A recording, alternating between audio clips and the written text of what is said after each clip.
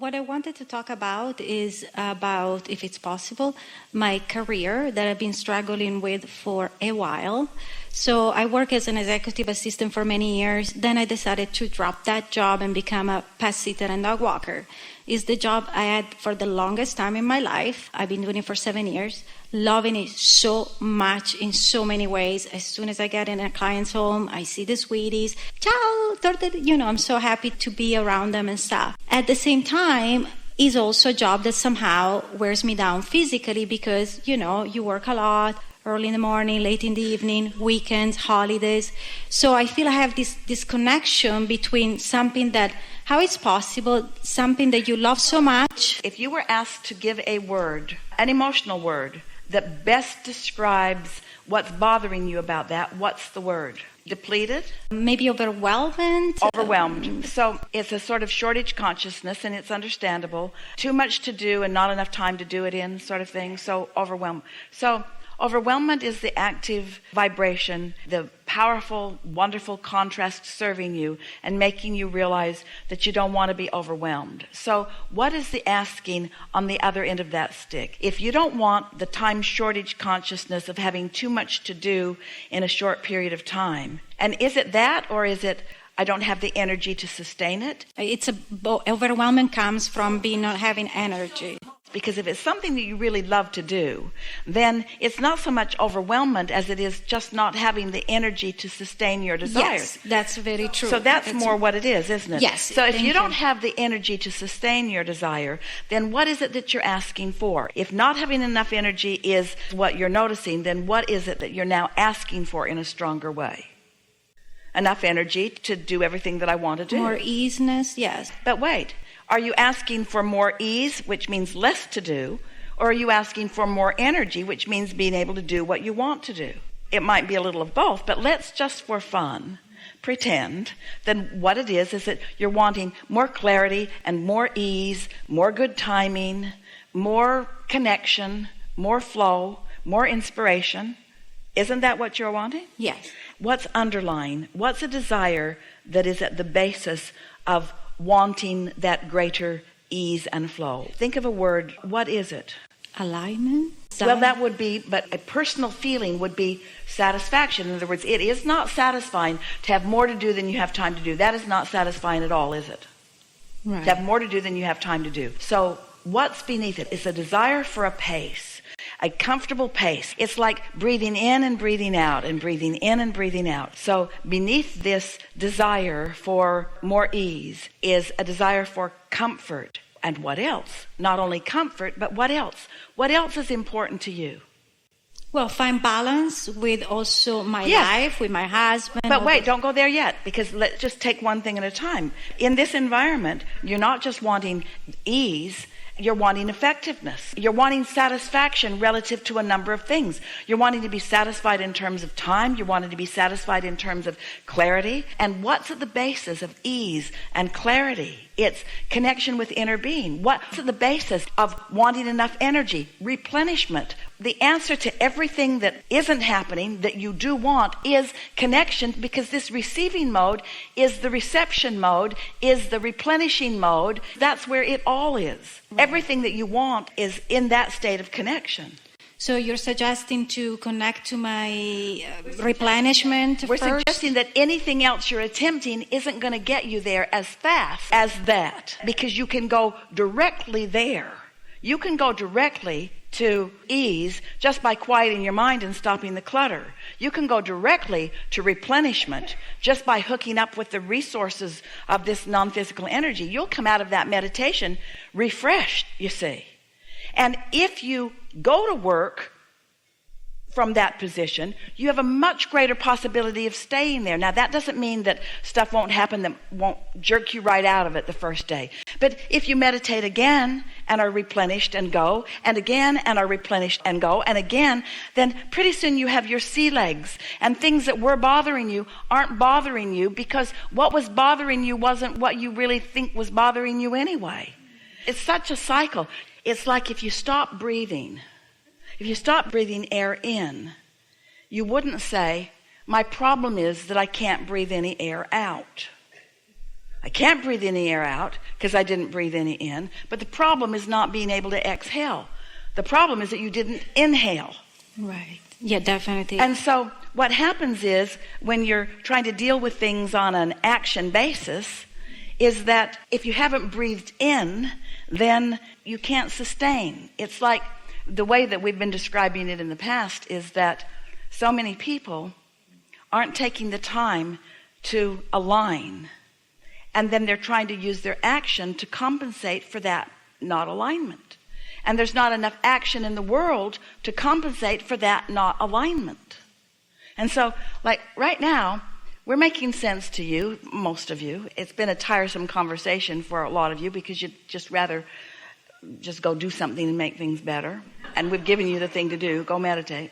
If you play our silly game for a week or two, you're going to discover vitality that is not normal to you, clarity that is not normal to you, and circumstances turning in your favor that are not normal to you. Esther says the magic's back, and she knows it's not magic. She knows that it's alignment. But when you haven't been using it and then you start using it, it feels like magic because things just turn your way in a more comfortable way. You'll go looking for something that's usually hard to find and you'll see it right away because you're tuned in with the resources that already know where it is. So much of your time is spent looking for things and not being able to find them. And we're talking about relationships or ideas or clarity or resources or whatever it is that you're looking for. But it's because you've blocked off your ability to really see. And by quieting your mind and stopping all that chatter, now everything's available to you and your timing will be so good. Just play with it for a week or two and then reflect back on what we talked about here and revel in the fact that you have proven to yourself that you can get to anywhere from there. It just requires an understanding of how the laws work and a willingness to get yourself to the basis of them. It's like you have someone coming to help you. Maybe it's one of your children, maybe it's a housekeeper, and they come in and you show them this magnificent new vacuum cleaner. Esther just got one. It's a Mealy. She's not sure how to say it, but it is quiet and so nimble and has really good suction. So here it is. I hope you will enjoy it. I have been enjoying it. And then they don't plug it in. It's aesthetically beautiful, and the fact that it's not plugged in makes it exceedingly quiet.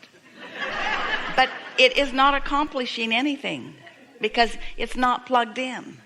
And that really is the message that we're wanting to help you to really sink in. If you don't plug in, then you're not getting ready to get ready to get ready to get ready. But if you do plug in, even though it's boring because it's so quiet and simple and peaceful, if you stay there just for a little bit, that momentum will increase and ideas will begin to flow and you'll get ideas of what you want to do and it won't be boring. And then the synergy and the cooperative components that you have access to already that you've been depriving yourself of because you haven't been in the receptive mode, they begin to appear right before you. It's like Jerry used to take his rod and bag of hooks and things and he would put on his waterproof shoes and he would run up the stream.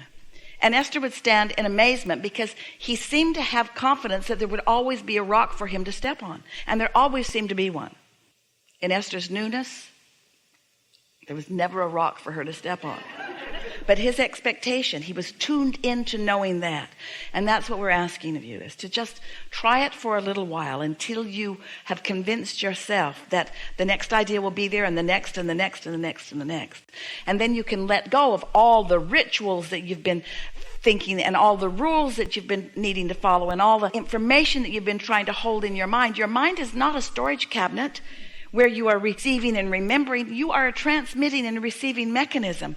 And you transmitted while you were in step one. That's when you did the asking. That's when you do your thinking. Your thinking is about sorting and sifting through the contrasts. That's when you think. That's when you compare. That's when you reason and rationalize. That's where you decide. That's where you conclude. That's when you're thinking what you would prefer. That's when you're doing step one. And then step two is not your work at all. Source just gathers up all of the things that you've asked for and holds them in this combined, newly amended state of being and knows them to be. And then you stop thinking and get into the receiving mode. And It's sort of hard to know that you're not thinking the thoughts when you're receiving them. And you're going to want to take credit for them because the ideas are so awesome as they come to you. But just for a little while, instead of saying, I'm thinking a lot of good things, say, I'm receiving a lot of really good thoughts. And the reason that I'm receiving so many good thoughts is because I'm in the receiving mode. And the reason I'm in the receiving mode is because I put myself in a position where the thoughts that were not really good at the beginning stopped being, so the thoughts that are really good at the beginning could be mine and grow to be more. You cannot take a negative thought, a war against this or that or the other, and turn it into a positive thought. Law of attraction will not let you do it. The thought that doesn't feel good will continue to feel bad and get worse and worse and worse. It will not ever get better. You've got to find some way of deactivating it. And saying, I'm not going to think that thought that's keeping me in a place of negative attraction is not going to do it. I'm not going to think that thought anymore that I'm thinking about right now. I'm not going to think about it. What thought? That thought right there. That thought I'm thinking about. I'm not going to think about that thought anymore. I'm not going to think about it. I'm not going to talk to you about it anymore either, because you always talk about that thought that I'm not going to think about anymore. You're thinking about it, and it got bigger just in that time that you were thinking about not thinking about it. But when you go to meditate and you listen to the ticking of a clock or the flicker of a flame or listen to something, dripping faucet, doesn't matter what it is, listen for something. Is there anything in this room you could hear? Hear it? That lovely air conditioner. Focus on it. Between our words, give it your undivided attention. Boring, isn't it? But just settle into it. Hear it. And when your mind drifts, remember you want to hear it. Focus on it again. When your mind drifts, remember that you want to hear it and focus on it again. And when your mind drifts, focus on it. Remember, you want to hear it. That's what you want to focus on. That boring, very small, very inactive, not important, doesn't have any contradiction in it thought. Just focus on it. And you do that for a little while, you'll start floating. You'll feel your detachment. You'll come into concert with your source energy. And once you do that, you'll be in the receiving mode. And what your inner being knows about the things that you've been asking to will begin to occur to you. And it won't feel like a problem. It will feel like, I want to do this, you see. So good. If I may ask you, so earlier with the gentleman, I believe, as you were conversating with him, I believe you said this sentence, and I tried to repeat it in my brain, do it as long as it feels good. So, for instance, with my struggle with my job as far as loving it, but then getting so much demand from clients and trying to accommodate requests, not to lose clients. And so try to find... Well, you see, you can't get there from there. That conversation is already too convoluted. There's too much confusion. So we can have a conversation, and we might help you make it a little better, but it's not going to change very much. Okay. But when you think about what you want and why you want it, why do you have this business? What is it? I love it because I love the connection with animals. Anytime I get to a client's house, as soon as I walk in, the tiredness kind of goes away. I just feel happy to provide what they need at the moment, and they give back 10 million times more than what I can give them as far as the animals I'm talking. So I love that connection so much. The other part, connecting with people, trying to accommodate requests and busy schedule. But do you see what you just did? You just put a train going that way and a train going that way and a train going that way and a train going that way. And we say, we can't help you. Okay. You got to stop doing that part of it. This is something that we really want you to pay attention to, all of you, and you're really going to like this. We are so focused with you and so knowing of who you are and what you want. And so over time, and with Esther's help, really good at spelling it out. You couldn't hear us, and it's normal because you're twirled up in all of that. All of that stuff's active. And so we're giving you all of this wonderful guidance, and what you're hearing is blah, blah, blah, blah, blah, blah, blah, blah. Sort of, kind of. Nothing that you can really sink your teeth in. So you came back at the end of all of this and asked almost the same question that you asked at the beginning of it, which makes the point that we're making so well. You can't get there from there. We can't talk you out of that. Because in doing so, we just keep all of it active. All the parts that are working against each other, we keep active. When you say, I love the feel of the animals. Why? Because they're connected to source. Why? Because they're not thinking a lot of thoughts that keep them from being connected to source. Why? Because they don't have the range of things that they worry about like we do. Why? Because they're here as allowers. Why? Because they're balancing the universe. Why? In other words, when you think about the best parts of it and why, then you find that centered place.